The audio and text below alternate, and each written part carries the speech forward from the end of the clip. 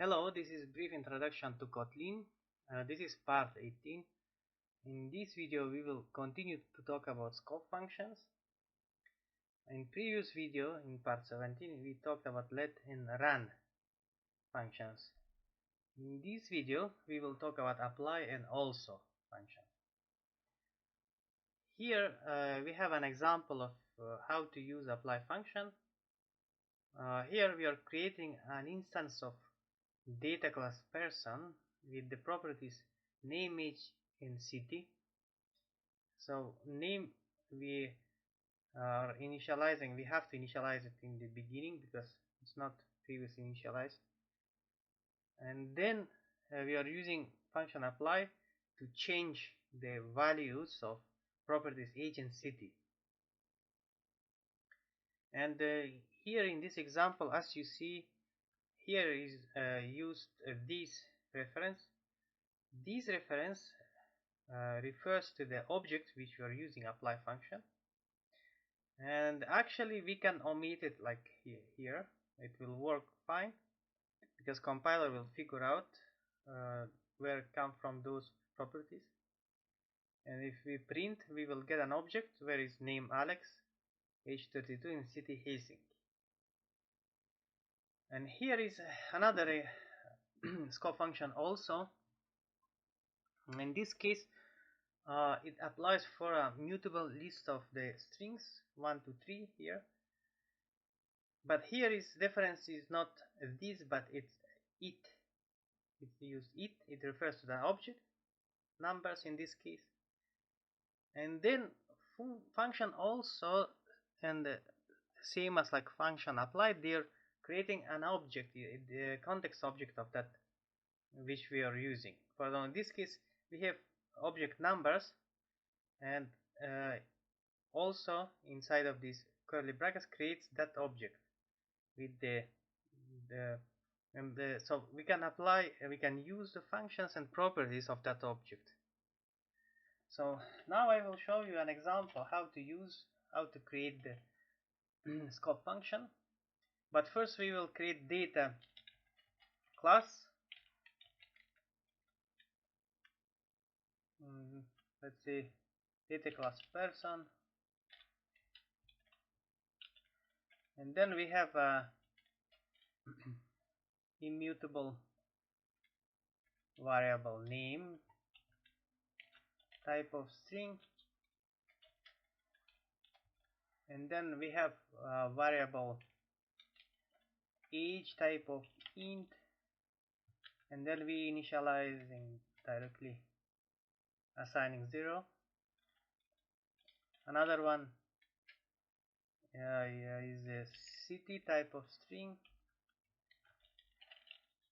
Again we are initializing it because then we will use apply function to change it. Now we're creating instance of the class person. P will be person with the name, for example Alex in this case, and then we are using apply function. And then we want to change the property age, for example,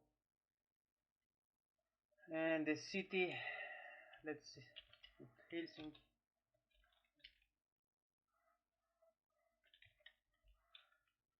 And let's print.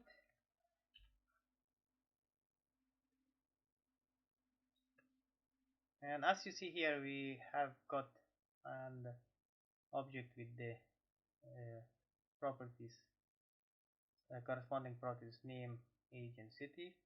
Alex, age 32 and city Helsinki. However, if we want, as I said, that it creates a context of that object, so we can get, for example, just name, then we will have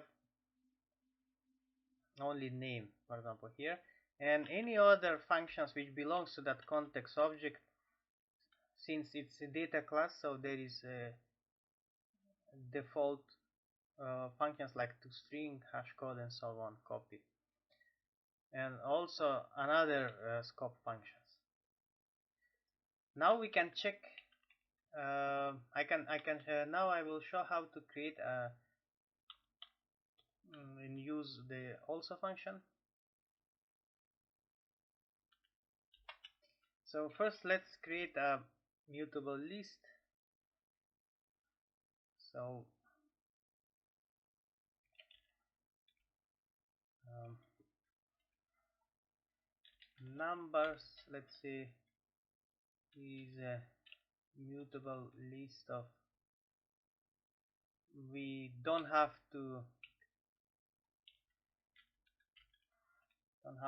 define the type because compiler will figure it out automatically.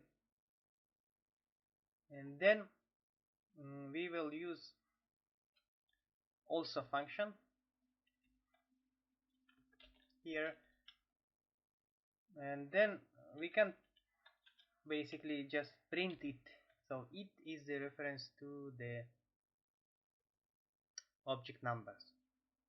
An object numbers is a mutable list of, as you see, 3 digits, and we print it. But now, as I said, it creates the context object, so we can apply, for example, we can add a number more, let's say 4, we can add 4, and then we can print the result.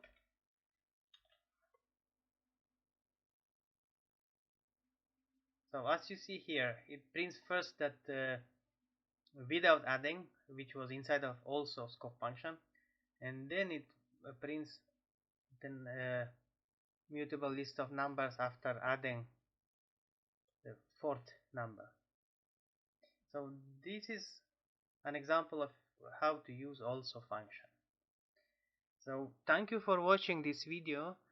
In the next videos we will talk more about how to actually apply these scope functions and use them for different cases and where they are necessary to use.